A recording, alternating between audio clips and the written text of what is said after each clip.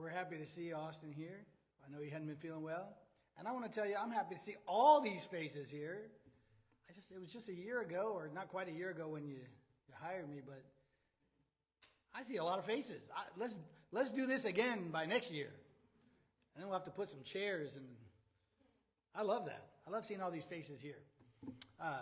How many of us are inspired by movies that have that moment of like valor, courage, commitment, all in?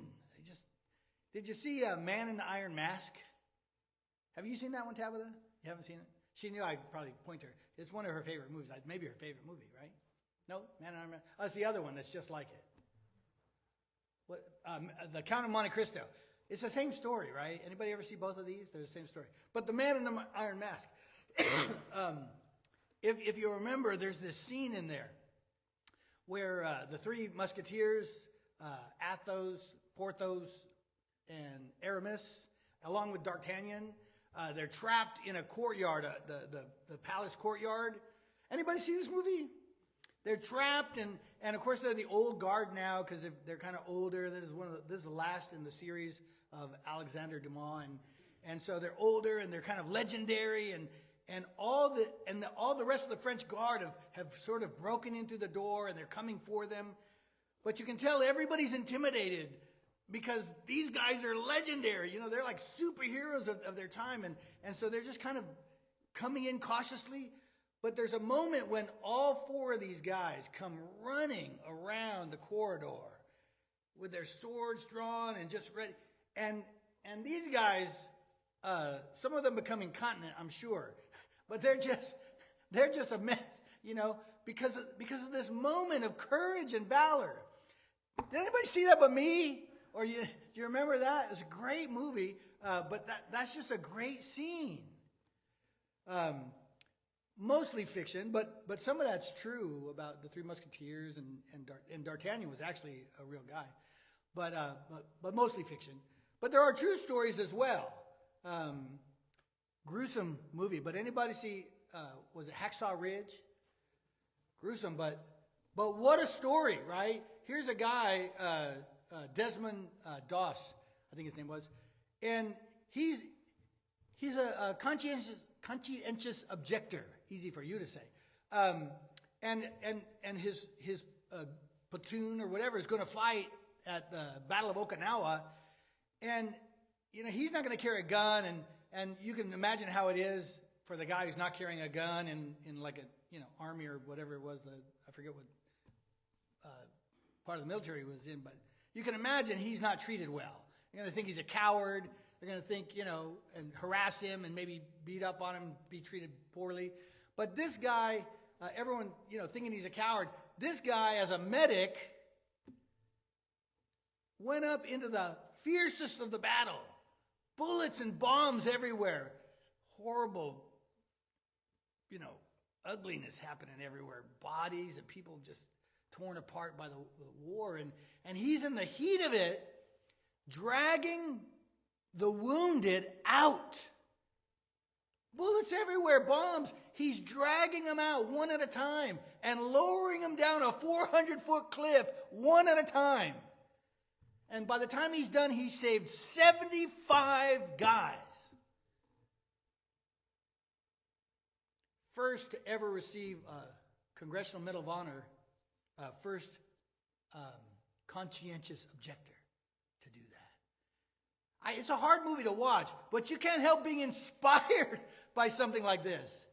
Just the valor, the courage, the passion, the commitment. We love that. We want to be that. The Bible is filled with these kinds of characters. Gideon called to face the Midianites, odds 100 to 1, 300 against 30,000. How can you do that? But he did. Daniel didn't shy away from a lion's den. I hate lions. I remember when I first started realizing there's lions over there where they live. I guess I thought they were in Africa when I was a kid, but It's land. They can walk up there. But there's lions. They belong in a zoo, right? They're scary. But Daniel faced the lions. Shadrach, Meshach, and Abednego faced the fiery furnace. I mean, I like fire in a pit, but, nobody wants to go in a fiery furnace. Queen Esther faced the king, knowing she could be killed for interrupting if he didn't hold his scepter out. She could be killed just for that, but she did it to save her people. Probably my favorite story, probably the favorite scene I got in my head is when a young shepherd boy named David is told by his dad, hey, I want you to go check on your brothers. They're in the war up there fighting with the Philistines. And they're on one ridge and the Philistine army's on the other ridge. And the giant Goliath keeps coming down and taunting them, insulting their God. And David shows up and he's indignant. He's offended. And he's angry that none of these guys would do anything. They're just shaking in their boots. And after working it out with King Saul, he came to fight Goliath. And you got to imagine the scene. I don't know. Everyone knows Silas, right? Silas, he's probably like this tall, right? Imagine Silas. Oh, Josh is here. I get to use Josh. I was going to use Mike. Mike's a pretty big guy. But let's use Josh. Imagine Silas running at Josh to take him down. Just think about it. They're up here, and you got Silas, and he's just going to run at it. And Josh is supposed to be shaking in his boots, right? But he's not. He's going to laugh and say, what's this little guy doing? How cute. Right? But that wasn't that didn't deter David. He ran. He ran at Goliath. Read the story. He didn't, like all of us, maybe if we're going to do it like this, But he ran at him. Like, you're dead, man. You shouldn't be messing with God. The God of Israel is going to take you out right now. That's valor. That's courage. That's commitment. That's all in. The Bible's filled with this stuff. And that's why, when we get to Matthew chapter 4, it just doesn't make sense here. There's something that it doesn't make sense.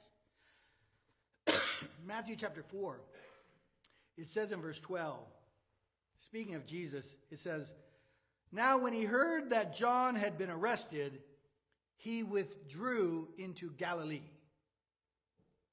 What? When Daniel heard about the lions, he withdrew. When the three boys heard about the fire getting hotter and hotter, they withdrew. When Esther found out she might be killed, she withdrew. When David saw the giant's height, he withdrew. No, that's not what happened. That nobody withdrew. None of those guys anyway. And then we hear this, I'm reading this text, when Jesus heard that John had been arrested, he withdrew into Galilee. I don't believe it. Not because I don't think the Bible, this English says it, but I'm going to tell you today, they don't always get it right. These are men. These are humans. They're translators. And they're linking Jesus going to Galilee with the fact that John was put in prison. And the word they're using, anakoreo, this Greek word can mean withdrew. It can mean that. And when it does, it means to find another place because of fear. Anybody here believe that? Believe that Jesus heard John was put in prison and he got real scared and ran away? I don't believe it. And so it causes me to look deeper. What's going on here? Because it doesn't make sense. We're going to get to that. I'm going to set that aside and let that sink in for a little bit. Because there's two things that I think we can misunderstand in this passage. That's one of them. And I want to deal with the second one first. The second one is, just after this, Jesus calls his disciples. And so we hear him, he says, While walking by the Sea of Galilee, verse 18 of Matthew 4, he saw two brothers, Simon Peter and Andrew's brother, casting a net into the sea, for they were fishermen. And he said to them, "Follow me, and I will make you fishers of men." So I want to tug on that for a minute.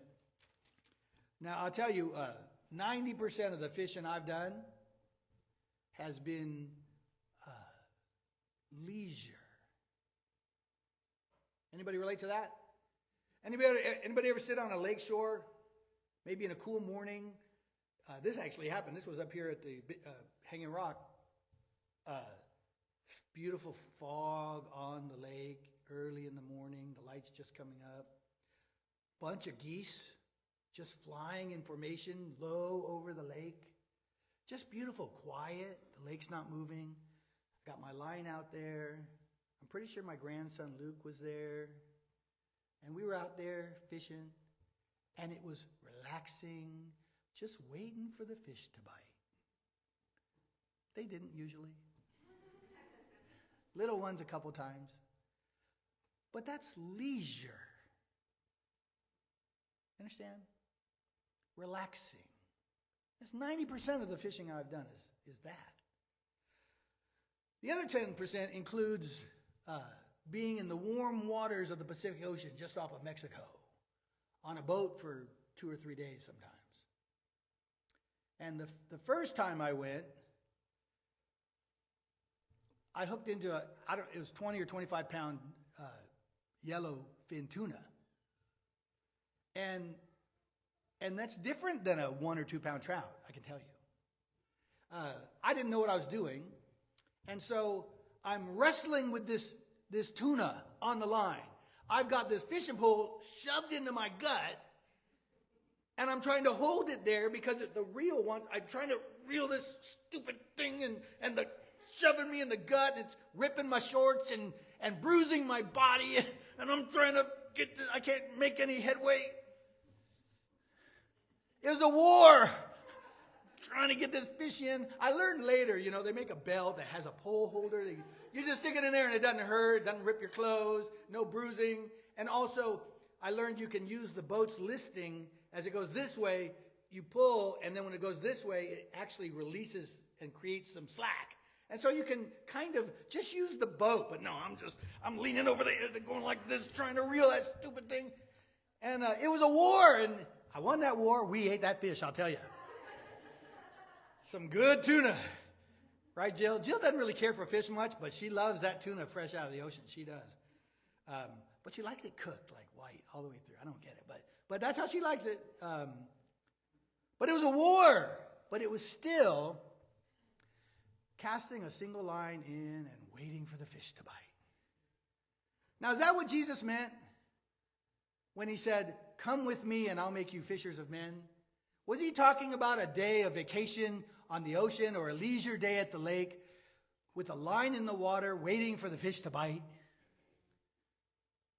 That's not what he was talking about. In fact, in this text it says, how were they fishing? They were throwing a net. They were throwing a net in the water and then pulling it out. I'll bet those nets are even heavy, even without fish in it. Imagine fishing all night, having to pull that net out of the water. Anybody ever get pushed in a pool with your clothes on? Clothes are kind of heavy. Material gets heavy in the water. Just pulling the net out is work. Can you imagine working all night? What if they were pulling up and they actually had a load of fish, like when Jesus said throw on the other side of the boat, because the fish were on that side.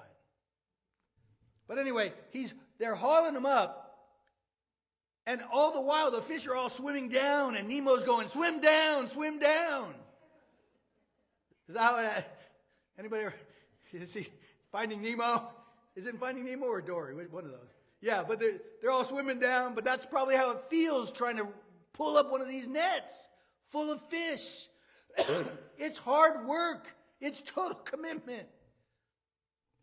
When Jesus called them, it was like they left everything to follow him. And to do that kind of work. All in. Total commitment. Passion. Hard work. Fishers of men.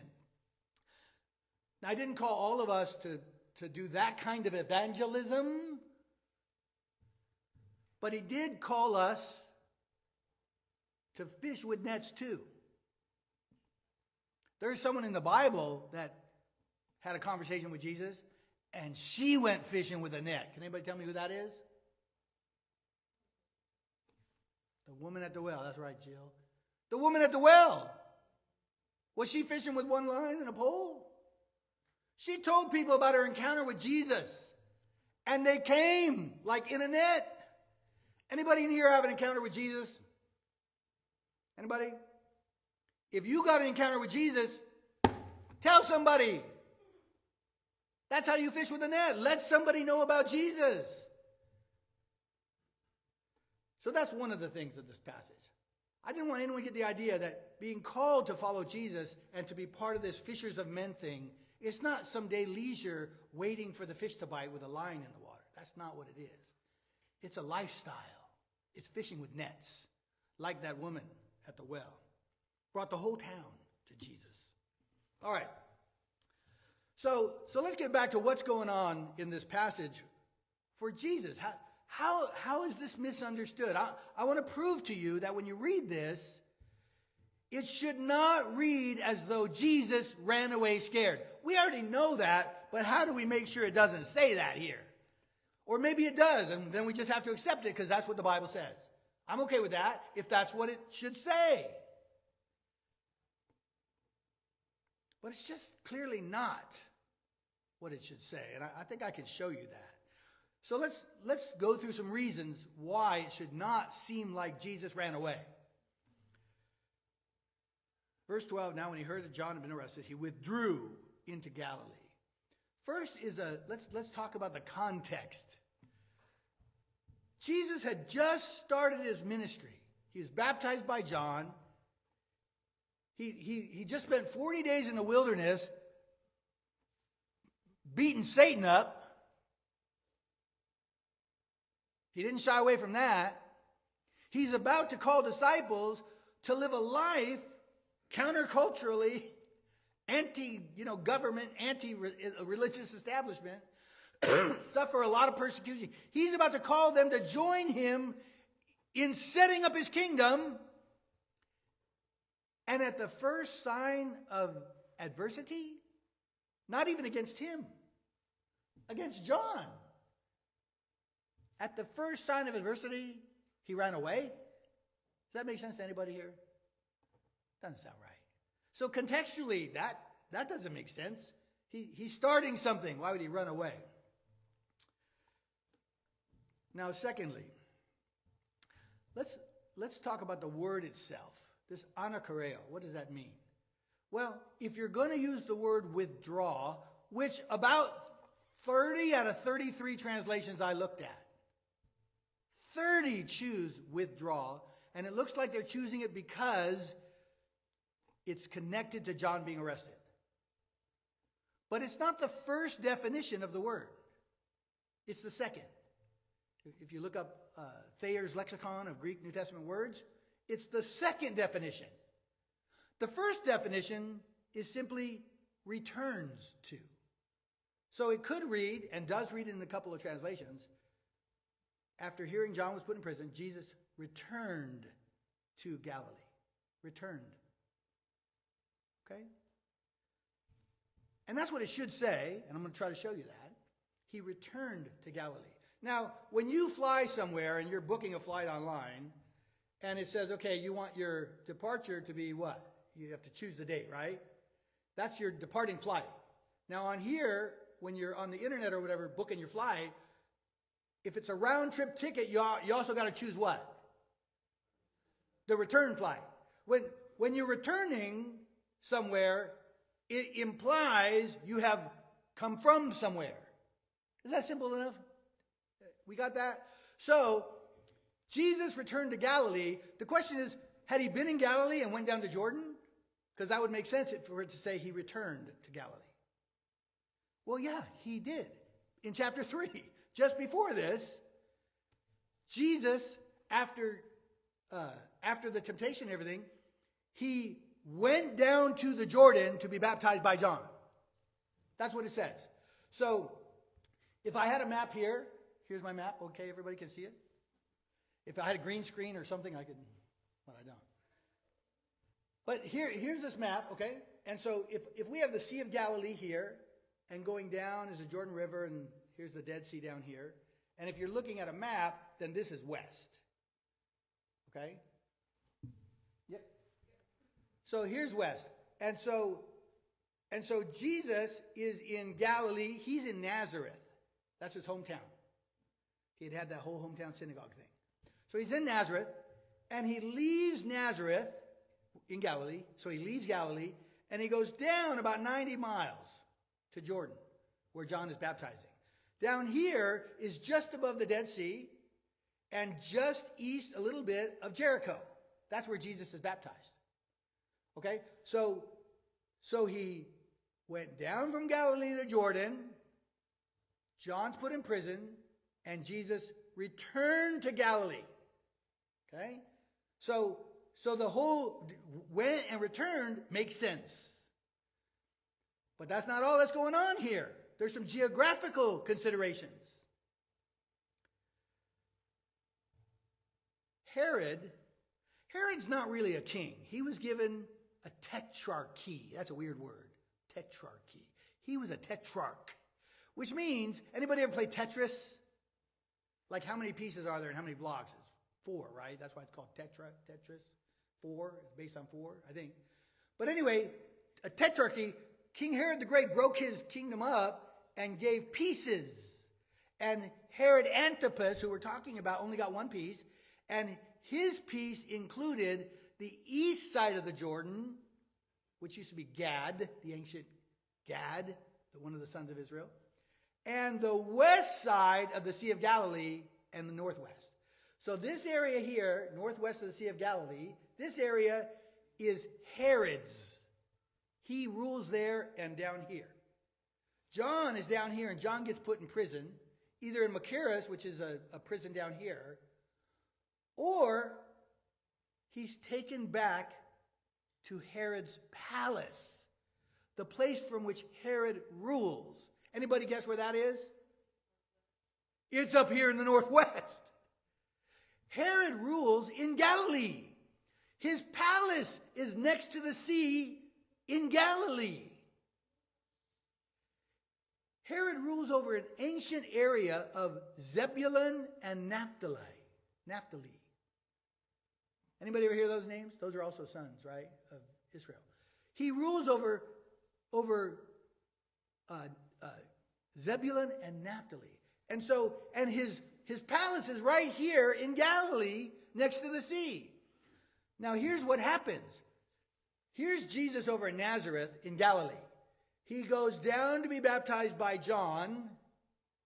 And when he hears that John is put in prison, he goes back to Nazareth in Galilee, but he doesn't stay there.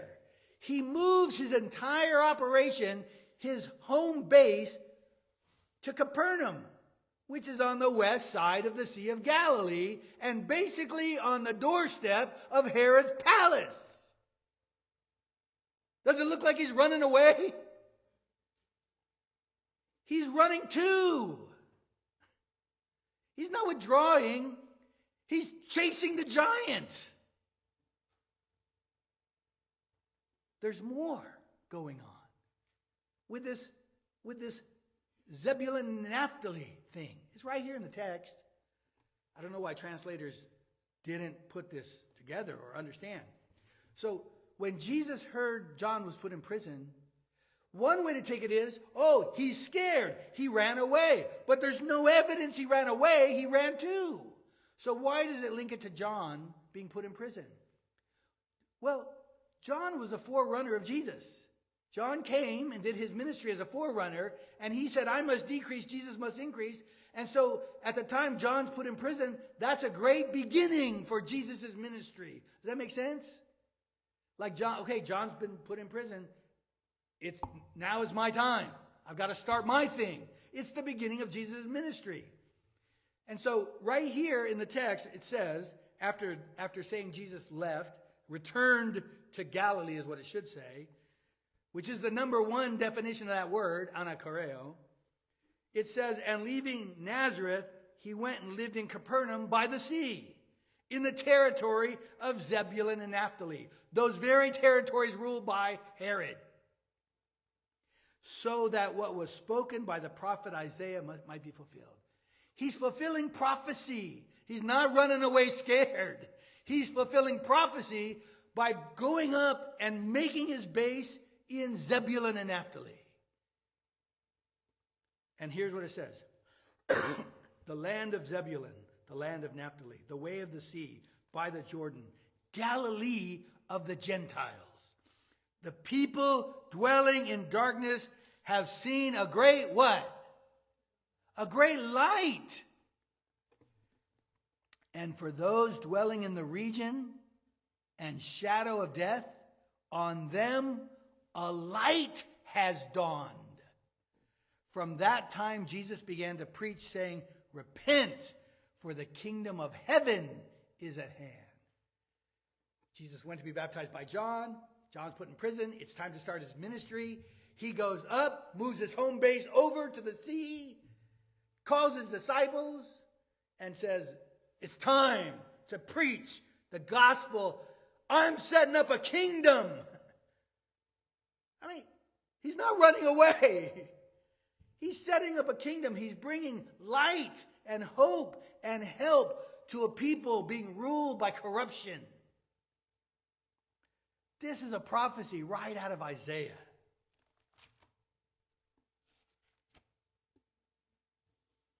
And look at this prophecy in Isaiah. In Isaiah chapter 9, it says, but there will be no gloom for her who was in anguish. In the former time he brought into contempt the land of Zebulun and the land of Naphtali. But in the latter time he has made glorious the way of the sea, the land beyond the Jordan, Galilee of the nations. The people who walked in darkness have seen a great light. Those who dwelt in a land of deep darkness, on them the light has shone. Isaiah prophesied that Jesus would do this. He would be this guy to take what was not a kingdom, a false kingdom, by storm. To run into the very mouth of the beast and begin his ministry right on the doorstep of the one who corruptly ruled that area. And this is the famous passage that you'll recognize. It goes on to say this. For to us a child is born. To us a son is given. And the government shall be upon his shoulders. And his name shall be called Wonderful, Counselor, Mighty God, Everlasting Father, Prince of Peace. And the increase of his government and of peace there will be no end. On the throne of David and over his kingdom, to establish it and uphold it with justice and with righteousness from this time forth and forevermore. The zeal of the Lord of hosts will do this. The zeal of the Lord. Anybody know what zeal looks like? It looks like passion. And sometimes it looks like valor and courage. When we read Matthew 4, we're supposed to be seeing passion and valor and courage and zeal. Because Jesus is bringing his kingdom right into the mouth of the beast, as I said. He's the rightful king, setting up his kingdom right there in Herod's territory. That's what he's called us to be a part of. I don't understand why so many translators go with this idea he withdrew. Can you see that there's a problem with that? Have I convinced you that there's a problem with that? It's in the Bible. All this is in the Bible. This is a story of it's just like David going after Goliath. It's Jesus starting his ministry. This is what he's called us to. He leads with passion. He leads with valor. He leads with full commitment. And he's called us to join him in this war. In this war, the weapons are not fought. The weapons aren't used against us. In this war, the weapons are used for us. You understand? In this war, the bloodshed isn't ours or those who are our enemies. The bloodshed is Jesus's. It's a different kind of war, but a war nonetheless. Calling for the same valor, the same courage, the same commitment. That's what God has called you to. Will you pray with me? Father, thank you for helping us to see the beginning of Jesus' preaching and kingdom. Thank you for helping us see the courage that he displayed. Moving right into Herod's porch almost to start a movement, a kingdom, a preaching of light in the darkness, of bringing hope and help. We want to be a part of that. We know how much the world needs it. We know that our world is still being led by corruption. And we just pray that you will help us bring the vision of Jesus, the taste of Jesus, the presence of Jesus into the world around us by sharing our encounter with Jesus, by sharing what Jesus has done in our own lives. And Father, I pray you'll touch the hearts of those who are here this morning who have never walked away from the nets, who've never said yes and followed you. I pray you'll bless them this morning with a greater determination to see you and make you as Lord of their lives, that we all would be a part of your kingdom. I pray this in Jesus' name. Amen.